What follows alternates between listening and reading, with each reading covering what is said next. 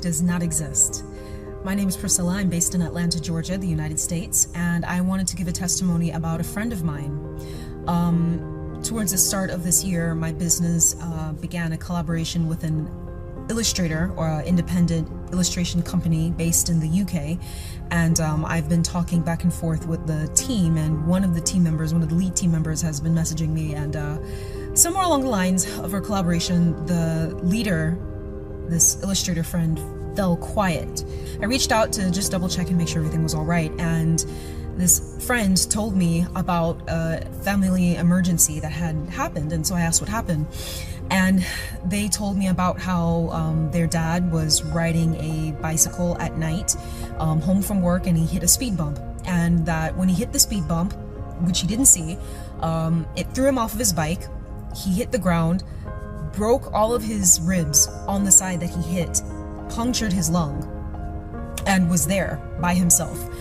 And of course, the area that he was in, when the local teenagers saw that he had been injured, instead of running to help him, they decided to take the opportunity to try and rob him.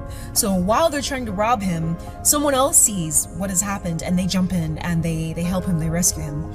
So the ambulance is called, and the ambulance at the time had a choice. They had gotten another call, and when they compared the two situations, they figured that a bicycle accident was the lesser of the situation. So they went to the other scenario first and waited a bit before they got to him. So this friend's dad was in a really bad state for a little bit before the ambulance finally came, got him, and brought him to the hospital. He was even in a coma at some point, and the doctors were saying that they were probably going to have to do a lung transplant, there was probably going to be an infection, and that at the very least he would not be able to leave the hospital without a wheelchair.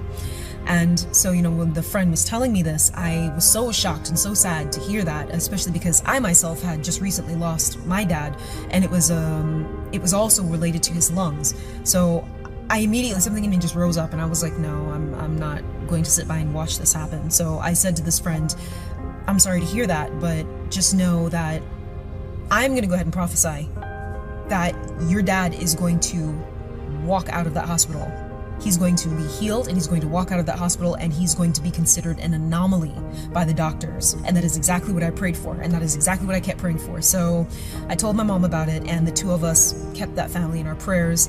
And I sent the link of Pastor Jerry's prayer service to this friend, and I said to them, send this link to your dad while he's in the hospital. Send it to your family, have them play this while he's in the hospital.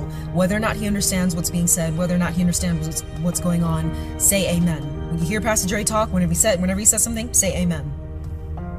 And so fast forward a couple weeks from then, I was listening to Pastor Jerry's live stream, and I heard him mention something about a rib cage injury. And I don't know who you are. Kota, your ribs are broken. You had an accident, and your ribs are broken. The devil is a lie. The devil is a lie. I announce, let it be reversed. I immediately perked up when I heard that. I said, wait a second. And so I messaged my mom, and my mom was messaging me, and we said to each other, you heard that? And we were like, yeah. So even more than we keyed into that, and we prayed for this friend. And so just like a week or two ago, I checked in with this illustrator to see how they were doing, how their dad was doing, and get this, illustrator told me that when the doctors insisted that he was going to need surgery, when they insisted that father was going to need surgery, their father refused the surgery, 1.